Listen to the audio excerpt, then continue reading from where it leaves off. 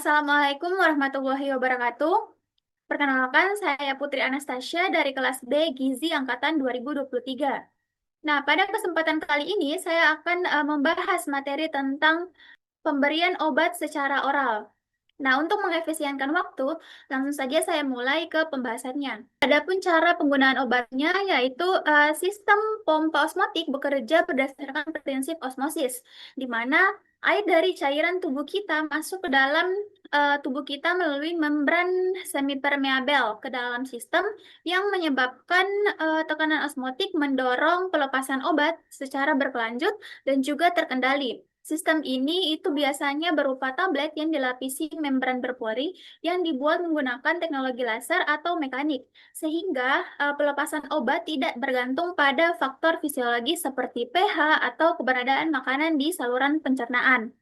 Kemudian obat ini juga dilepaskan secara perlahan melalui pori-pori membran yang sudah diatur sedemikian mungkin untuk memastikan pelepasan berkelanjut selama periode tertentu.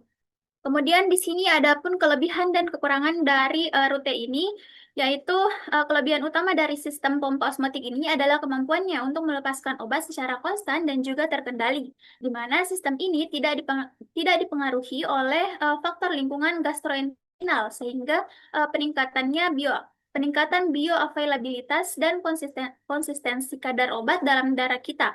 Sistem ini juga dapat mengurangi frekuensi pemberian dosis, peningkatan kepatuhan pasien, dan juga meminimalkan fluktuasi kadar obat yang dapat menyebabkan efek samping atau penurunan efektivitas. Kemudian ada pun kekurangan dari rute ini, yaitu yang pertama meliputi kompleksitas desain dan biaya produksi yang cukup relatif tinggi. Yang kedua yaitu keberhasilan sistem sangat bergantung pada faktor-faktor seperti kelarutan obat, ukuran pori membran, ukuran pori membran, tekanan osmotik, serta kestabilan bahan membran dan agent osmotik yang digunakan. Jika tidak dirancang dengan baik, sistem ini mungkin dapat mengalami kegagalan pelepasan atau gangguan mekanis.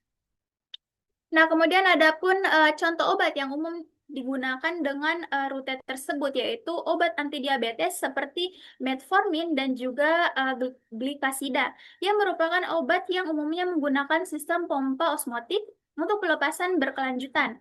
Penggunaan ini biasanya membantu menjaga konsentrasi obat dalam rentan terapeutik.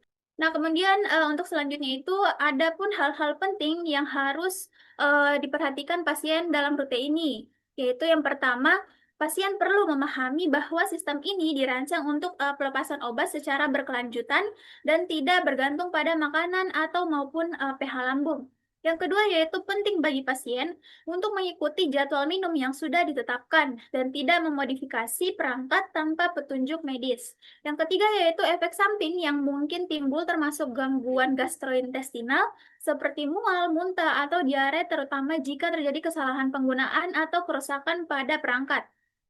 Yang terakhir dan yang keempat yaitu pasien juga harus rutin memeriksa kondisi perangkat dan melaporkan jika terjadi gangguan mekanis atau ketidakefektifan pelepasan obat. Nah, mungkin itu saja yang dapat saya sampaikan. Lebih dan kurangnya mohon dimaafkan. Wassalamualaikum warahmatullahi wabarakatuh.